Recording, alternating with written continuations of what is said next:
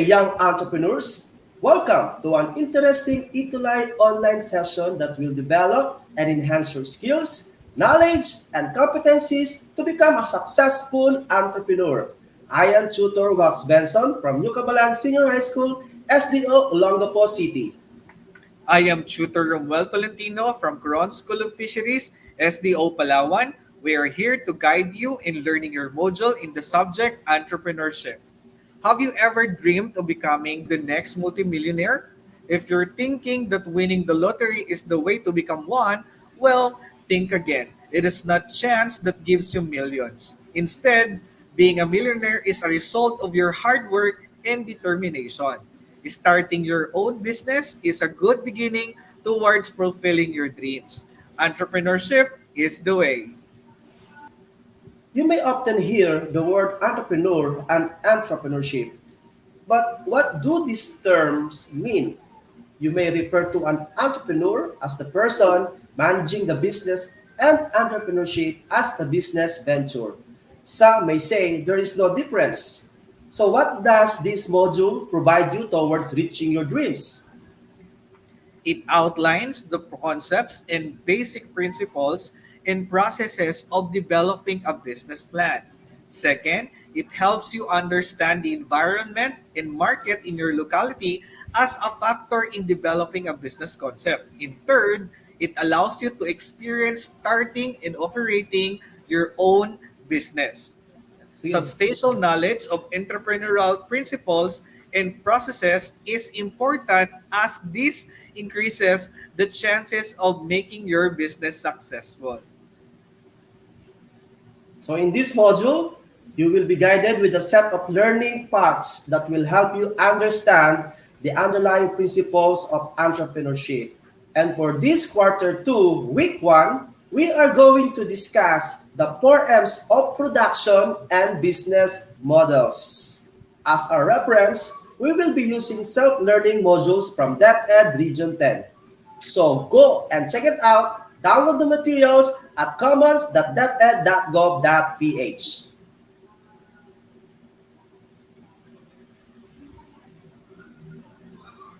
In developing a business plan, we also have to consider the importance of the 4 M's of operations in all business opportunities: the manpower, method, machine, and materials, because it helps you to identify the problems of the business in the future and in the actual situations, especially in the production process and marketing. In application of your 4 M's of production, it is best to consider the customer's point of view in terms of their influences as to why they will buy a particular product. Your product aims to answer each consumer's wants or needs and meet with their expectation over the product. And how do suppliers, value chain, and supply chain affect the business and production? So this module will guide you to demonstrate understanding of the 4 M's of operations and for you to be able to, number one, describe the 4 M's of operation, the manpower, method, machine, and materials in relation to business opportunity. Number two, appreciate the importance of production process, business model, and business plan. And third, apply the concept of 4 M's of production in a small manufacturing business. Okay? Before we start with this module, answer the following question. Direction. Write true if the statement is correct. Otherwise, write false if the statement is incorrect on the space provided below. Okay, for number one, let's see the question. Output represents the final products from the production process and distributed to the customers. What do you think is the answer, Tutor Mel? I think the answer is true, Tutor Wax. Okay, let's see if the answer is true. That's correct. So how about our Yes. learners? I hope you got it also correct. Okay, so how about number two? The 4 M's in the production operation are the materials, manpower, machine, and money. What do you think is the answer, Tutor Mel? I think the answer is false. Okay, let's see. How about the learners? Is your answer false? If your answer is false, that's correct. Okay. How about number three question? Number three statement, manpower in production operation refers to the workers involved in the production of goods. What do you think is the answer, Tutor Wax?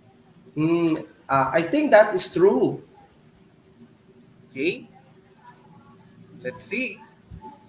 Okay, that's Yes, correct. I got it True. correct. Number four, product description is the marketing copy that explains what product is and its benefits. What do you think is the answer, Tutor Wax? I think the answer is true. Is it correct? Your answer is true. You're correct. Yes, we got it correct. Okay, how about the last question? For question number five, prototype is a replica of a product. So what do you think is the answer? Also with I our think the learners? answer is true. Okay, let's see if that is correct. Okay, so the answer is true. Okay, so you may check your module to answer all the given questionnaires and submit your corresponding answer to your subject teacher. Okay, next. Let us now discuss the highlight of our topic for this week, the 4Ms of operations in relation to the business opportunity. In our previous lesson, we've learned about the 7 P's of marketing mix, which is the product, place, price, promotion, people, packaging, and positioning in relation to business opportunity, where marketing is about creating and accumulating customers. Marketing plans are intended to capture a market portion and to set back competitors. Now, Tutor Mel, let's take a look to guess what is in the picture. What do you think is in the picture? I think it refers to manpower, Tutor Wax. So, Tutor Mel, how did you come up with your answer?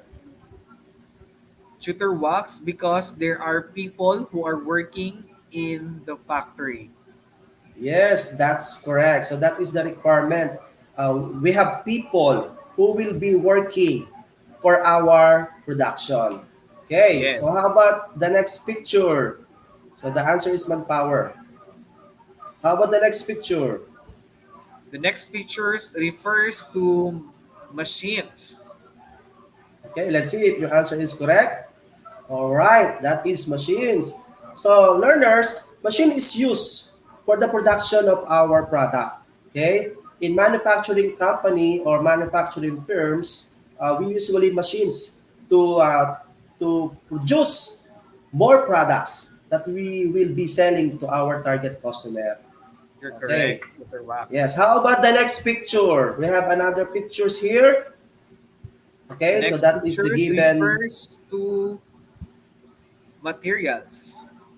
Okay, let's see if that is correct. Okay, so materials is the answer. So the answer is materials. So materials are needed in the production of our product. For example, ingredients. So we use ingredients to produce the product that we will be selling in our target customer. Okay, how about the other picture? I think it refers to methods, Tutor Wax. Okay, so let's see. All right, the answer is method. So how did you come up with your answer, Tutor Mel? So Tutor Mel, how did you come up with your answer? Because there is a process of making product, Tutor Wax. Yes, that is correct. So in making our product, there are methods that we usually do before we produce our final product. So that is Yes. methods. All right. Now, so the concept of innovation or creativity can easily be practiced and highly noticeable in a manufacturing operation since raw materials are transformed to finished goods through the production process. Innovation can be introduced from the production phase up to packaging and delivery. There are three important elements in the production system. Okay? What are those? They are input, product process, and output. Okay, so in our figure, as you can see, These are the three important elements in the production system. Okay, can you Yes. remember that, Tutor Mel? Yes, The Tutor three, Wax. okay. So, So the three important elements in production system are input, product process, and of course, output. so remember that, learners, the three important elements in the production system. Now, let's elaborate one by one, Tutor Mel. What is Yes, an Tutor input? Wax. The input includes the following: manpower, materials, machine, design, and of course, instruction. How about product process, Tutor Wax?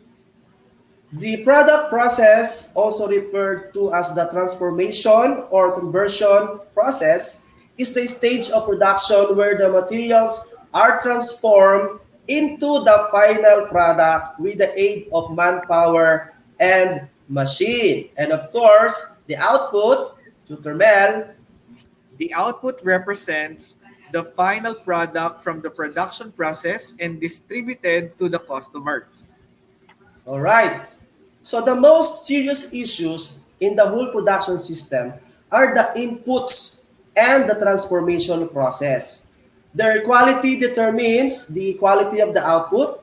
The factors involved in the input and the production process are usually referred to as the four M's of production, which Yes. are Manpower talks about human labor force involved in the manufacture of products. It is measured as the most serious and main factor of production. The entrepreneur must determine, attain, and match the most competent and skilled employees with the jobs at the most appropriate time period. Of course, educational qualifications and experience, status of employment, number of workers required, skills and expertise required for the job are the sum of the manpower criteria that must be highly considered by the entrepreneur.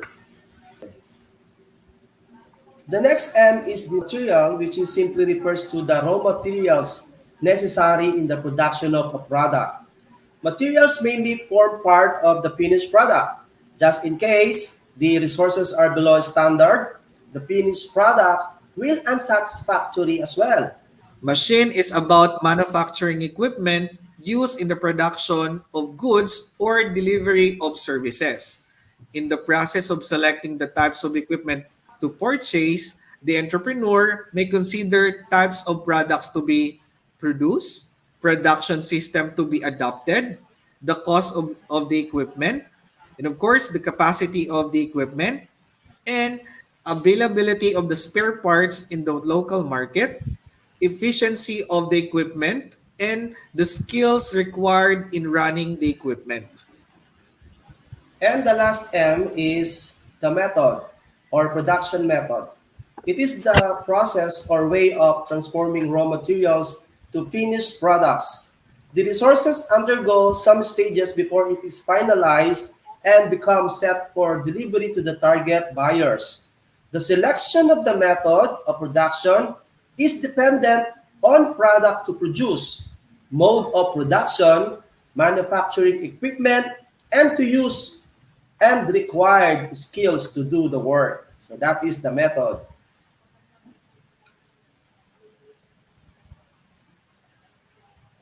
In the figure, it is the illustration of the four M's in the production system. And this is an Ishikawa diagrams, also called the fishbone diagrams, herringbone diagrams, cause and effect diagrams, or Ishikawa. It is an causal diagrams created by Kaoru Ishikawa that show the potential causes of a specific event. Common uses of the Ishikawa diagram are product design and quality defect prevention to identify potential factors causing an overall effect. Each cause or reason for imperfection is a source of variation.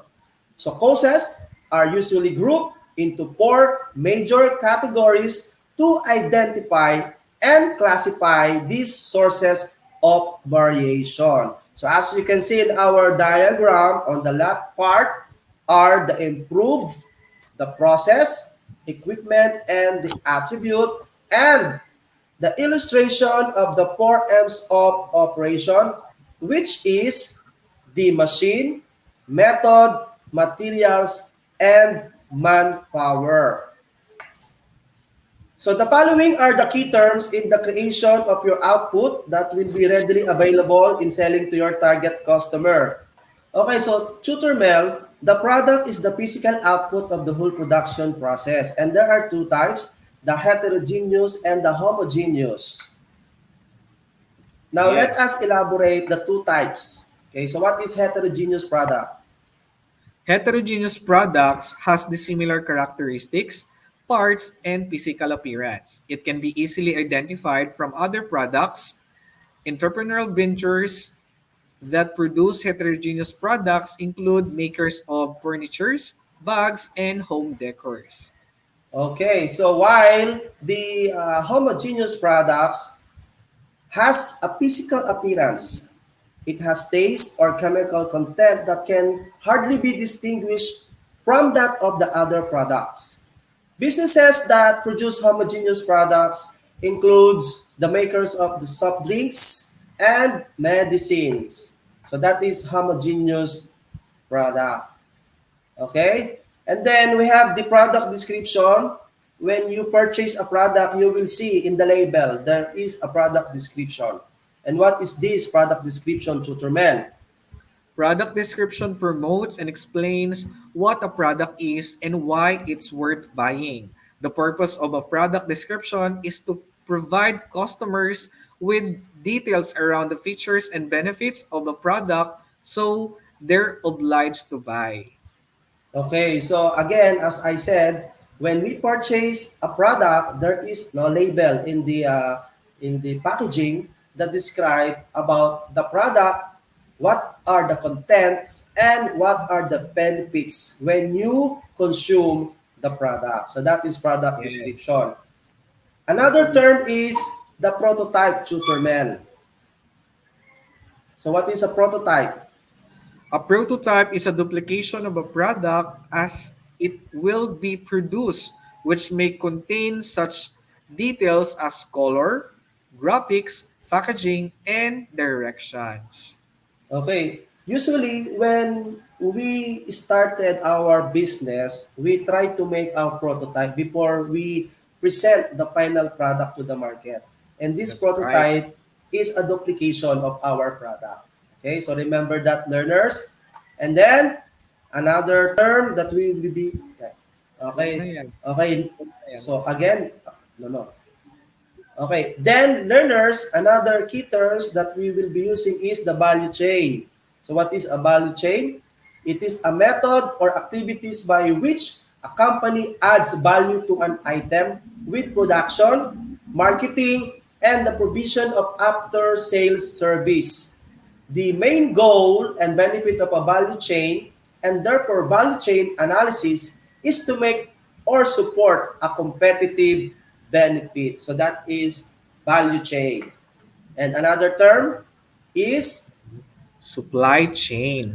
A supply chain is a structure of organizations, people, activities, data, and resources involved in moving a product or services from supplier to customer. okay, so that is a supply chain. All right.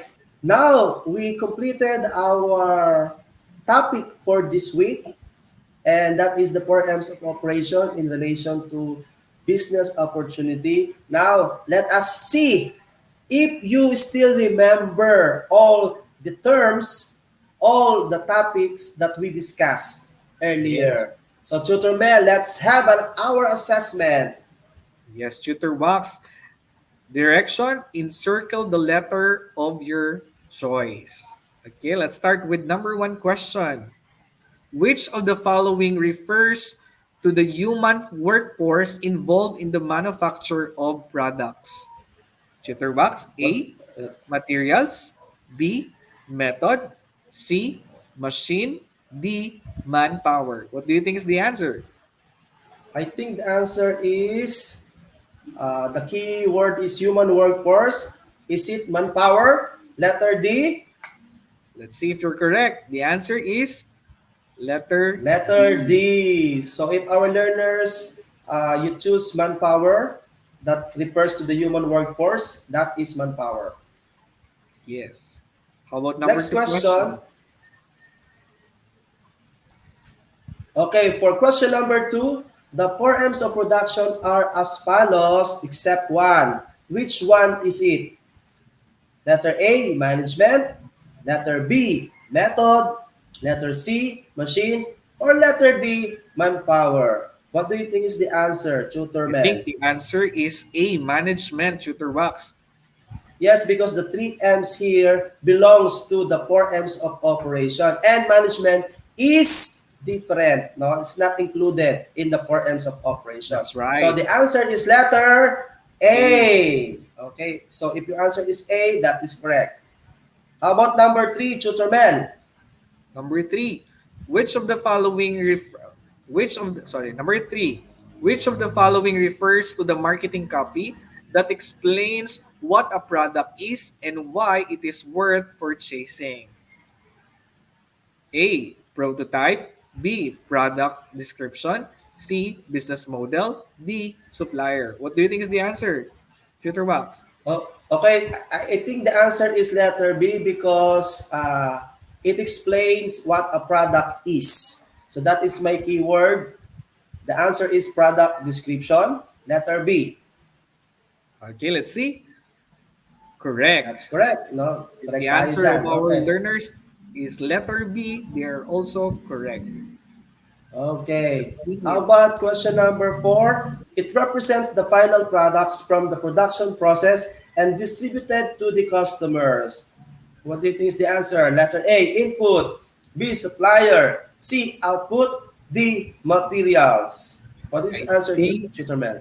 the answer for this question, final product represent for output, shooter box. Okay, that is correct. Output is the answer. Okay, for our last question, Tutor Mel, what do you think is the answer? It is a replica of a product. Letter A, prototype. B, product description. C, business model. D, supplier. The keyword is replica, so I think the answer is prototype. Letter A. Okay, and that is correct. Prototype is a replica of a product. So how was the learning today? I am sure that you gained the competencies and enjoyed our lesson. You probably understand the four M's of operation in relation to business opportunity. On our next tutorial, we are going to understand and create our business model design in preparation of writing your business plan. So, tune in next week as we go on more business field experiences only here on DepEd ETULAY TV. Don't forget to click and subscribe our official DepEd TV YouTube channel. I am Tutor Wax Benson. I am Tutor Rommuel Tolentino. Together, come and learn the entrepreneurial way. See you next See you week. next week.